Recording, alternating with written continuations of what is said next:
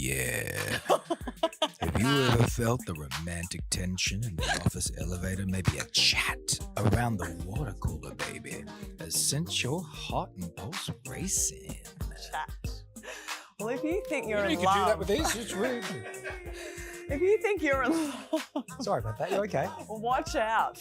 Watch out. Because you may just be wearing your office goggles. Oh, God.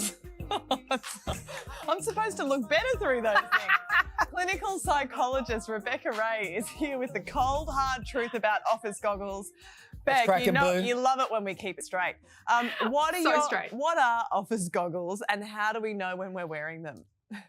Office goggles are the goggles that you wear when all of a sudden a coworker becomes more attractive than they otherwise would be. So think of it like rose-coloured glasses where you start overlooking flaws and all of a sudden focusing on their good points and feeling a bit giddy around this person, and suddenly they're the most captivating person in the room, even though they're actually not. But you're spending more time with them sometimes than your partner or spouse, right? So is this feeling actually backed by science?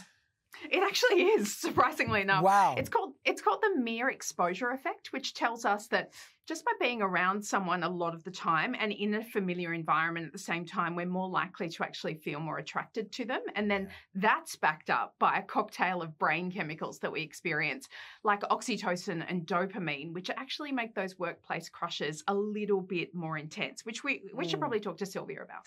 Well, that's what I was about to say. I do know a thing or two about not office goggles, but she locked it down too, that romance. With a colleague. We locked it right down. So if we do get into an office romance, thankfully our offices were like separated by many oceans at the time, but do we need to tell our bosses? And at which point in the relationship do you need to tell your boss? Yeah, I think that's a good question. Look, it's not set in stone, but I think sometimes transparency can be beneficial, especially for just generally openness and creating trust in the workplace. But I think before you let the cat out of the bag, probably consider workplace culture and whether there's any policies and procedures in place around office romances, and also whether there's a conflict of interest. And you don't have an obligation to speak up, but sometimes it can be helpful. Okay, so what if it goes wrong, though? Because you do have to think about that, right? So if you're going to get into an office romance and put the goggles on and go for it, you might have to negotiate a breakup, right? Exactly. And then you're spending potentially 40 hours a week with this person still in the same space. Can't you just get them fired? Well, I guess that's one way we could go about it. That's not my professional opinion, though.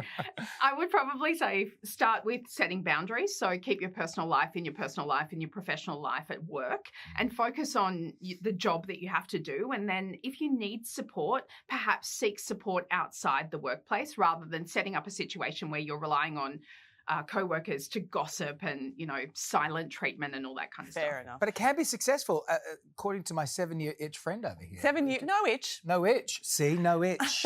No itch. Look at these two. Look at that chemistry. Oh. Is it? Look at the way he's looking at you too. It's real, baby. I don't know what we're talking about. You guys are the best, though. That's the thing. We are. Is it rare for it to be successful? Sorry, I'm lost in the vision of us meeting. But is it rare for it to work, do you think? I don't think it's rare. I think it's when you meet in the workplace, it's often an indication that you share the same value system, which is the best basis for a relationship to move forward. Do you know what? I want a body language expert to just... He's not taking his eyes off of you. We don't need one. Look, there he is again. Well, always looking to you. Maybe he's wondering when my real hair begins and I don't think so. Fake hair ends. Right. Office goggles is real and it can work. It can, sometimes. Rebecca Ray, good to see you. Thank you, Beck. Great to see you guys. Hey there, Today fans. Sarah and...